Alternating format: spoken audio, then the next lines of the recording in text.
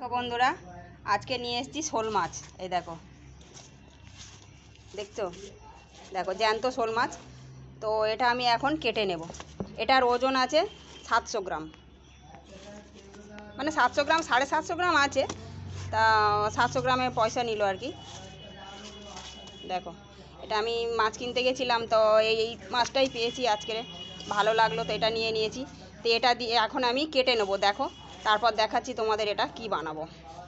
এই যে দেখো,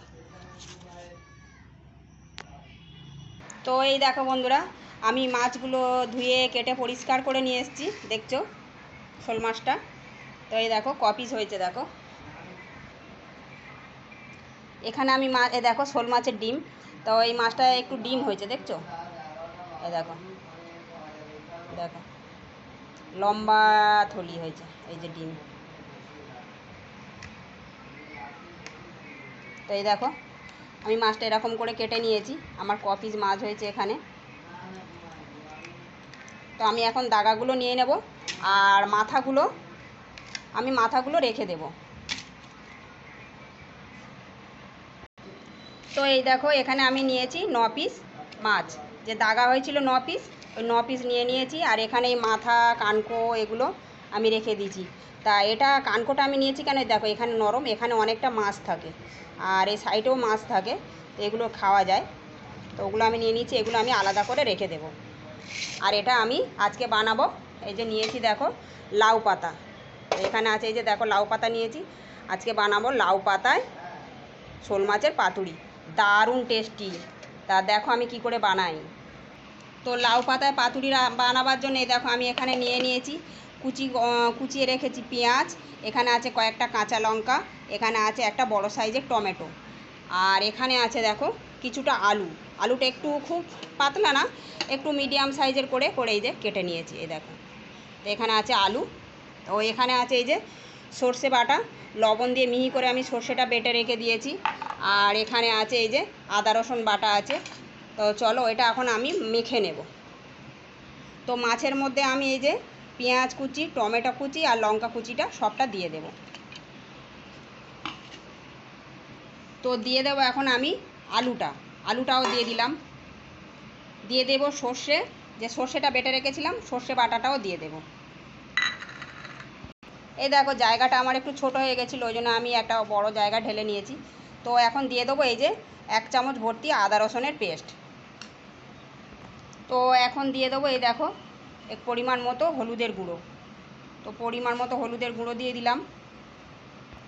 তো এখানে দেব ঝাল লঙ্কার গুঁড়ো, তোমরা তোমাদের ঝাল অনুযায়ী দেবে। এখানে একটু ঝাল লঙ্কার গুঁড়ো দিয়ে দিলাম। আর দিয়ে দেব একটু জিরের গুঁড়োও দিয়ে দিলাম। আর দিয়ে দেব এখানে পরিমাণ মতো লবণ। আমি যখন সর্ষে বেটেছিলাম তখন লবণ ছিল, তো ওই জন্যই সেরকম পরিমাণ মতোই লবণটা দিলাম। আর দিয়ে দেব এখানে বেশ কিছুটা এই যে সর্ষের তেল। দেখো বেশ কিছুটা এখানে সর্ষের তেল দিয়ে দেব। তো এখানে দেখো এটা আমি হাতের সাহায্যে খুব সুন্দর করে হাত দিয়ে এটা ভালো করে মেখে নিতে হবে কিন্তু। দেখো এটা পুরোটা আমি খুব সুন্দর করে এটা ভালো করে মেখে নেব। তো এই দেখো বন্ধুরা, এখানে বসিয়ে দিয়েছি একটা কড়া, গ্যাস জ্বালিয়ে দিয়েছি।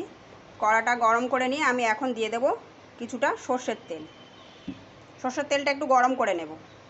তো এই দেখো বন্ধুরা, এখানে মাছটা আমি এরকম সুন্দর করে মেখে নিয়েছি, দেখতে পাচ্ছ তোমরা। দেখো মাছটা এখানে সুন্দর করে আমি মেখে নিয়েছি। তো এই দেখো তেলটা গরম হয়ে গেছে, আমি এখন দিয়ে দেব লাউ পাতা। এই যে আমি লাউ পাতা ধুয়ে পরিষ্কার করে রেখেছিলাম, লাউ পাতাগুলো এই তেলের উপরে দিয়ে দেব। তো এই দেখো আগে মাছগুলো আমি এরকম বিছিয়ে দিয়েছি, এখন দিয়ে দেব এই যে আলু, টমেটো, কাঁচা লঙ্কা এগুলো দিয়ে দেব। আস্তে আস্তে এগুলো দিয়ে দিলাম। এটা দিয়ে সুন্দর করে আমি বিছিয়ে চাপা দিয়ে দেব। তো এই দেখো কড়ার মধ্যে এগুলো সুন্দর করে আমি দিয়ে দিয়েছি। আর এখানে দেখতে পাচ্ছ সেই মাছের ডিমটা রয়েছে উপরে। তো এখন এটা আমি একটু ঢাকা দিয়ে দিলাম। তো এই দেখো বন্ধুরা, শোল মাছের পাতুরিটা আমি একটু ঢাকনাটা খুলে দেখে নেবো এখন কেমন আছে।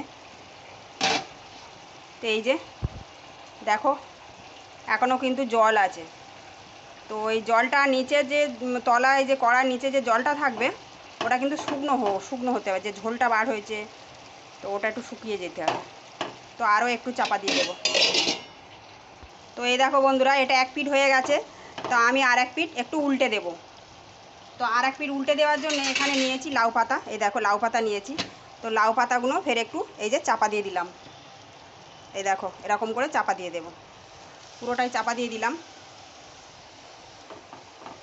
এটা এখন আমি একটু উল্টে নেব। তো এই দেখো আমি এখন এই থালার মধ্যে একটু উল্টে নিয়েছি। তো এখন এটা আমি ফের কড়ার মধ্যে দিয়ে দেব। তো কড়ার গায়ে দেখছো একটু লেগে লেগে গেছে তলাটা। তো এটা এখন আমি এরকম করে দিয়ে দেব। এটা উল্টাতে পারলাম না বন্ধুরা। তো এই দেখো বন্ধুরা, তো এই লাউ পাতায় পাতুড়ি এই যে তেলটা ছেড়ে দিয়েছে। তো তোমরা তো দেখতেই পেলে, মানে আমার ভুলের জন্য আমি এক হাতে ক্যামেরা ফোন ধরে আছি আর এক হাতে ও পাতাটা উল্টাতে গেছি দ্বিতীয়বার। তো পাতাটা ঠিক উল্টানো হয়নি। তা তোমরা যদি কেউ হেল্প করার লোক থাকে তো খুবই ভালো, আর না হলে ক্যামেরা রেখে দিয়ে দু হাতে পাতাটা উল্টে নেবে দ্বিতীয়বারটা, তাহলে খুব ভালো উল্টানো হবে। তো এই দেখো আমার কিন্তু এক পিঠ এরকম করে সুন্দর করে ভাজা হয়ে গেছিলো। তো আর এক পিঠ আমার ভুলের জন্য ওটা আমি উল্টাতে পারিনি। তা তো যাই হোক, তোমরা একবার এরকমভাবে শোল মাছ আলু দিয়ে আর লাউ পাতা এরকম পাতুরি বানিয়ে খেয়ে দেখো, দুর্দান্ত লাগে। তো আমি এখন এটা নামিয়ে নেব। তো এই দেখো বন্ধুরা, তো এই দেখো আমি এখন একটু নামিয়ে নিয়েছি, এখন গরম আছে। তাও তোমাদের দেখিয়ে দিচ্ছি লাউ পাতা পাতুরিটা। এই যে দেখো খুব গরম। এই দেখো মাছটা দেখছো তো, এক পিঠ কিন্তু এরকম লাল লাল করে সুন্দর ভাজা হয়ে গেছিলো। তো আলুগুলোও দেখো, এই যে দেখো আলুগুলোও দেখাচ্ছে, দেখো আলুগুলোও কি সুন্দরভাবে সেদ্ধ হয়ে গেছে। তো এখন এটা এই দেখো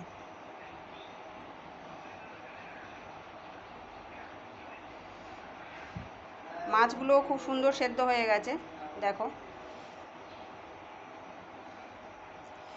এই দেখো মাছগুলো খুব সুন্দর সেদ্ধ হয়ে গেছে, এখন খুব গরম আছে।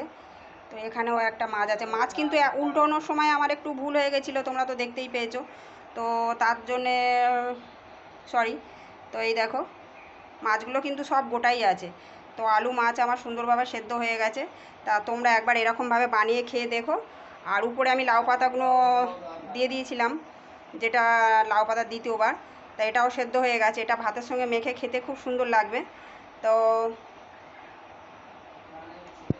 তো এই দেখো বন্ধুরা, এরকমভাবে তোমরা একবার বানিয়ে খেয়ে দেখো, তো কিন্তু খেতে খুব সুন্দর লাগে। তো আমার রান্নাটা যদি শোল মাছের পাতুরি যদি তোমাদের ভালো লাগে তো একটা লাইক কমেন্ট শেয়ার করে দেবে। টাটা।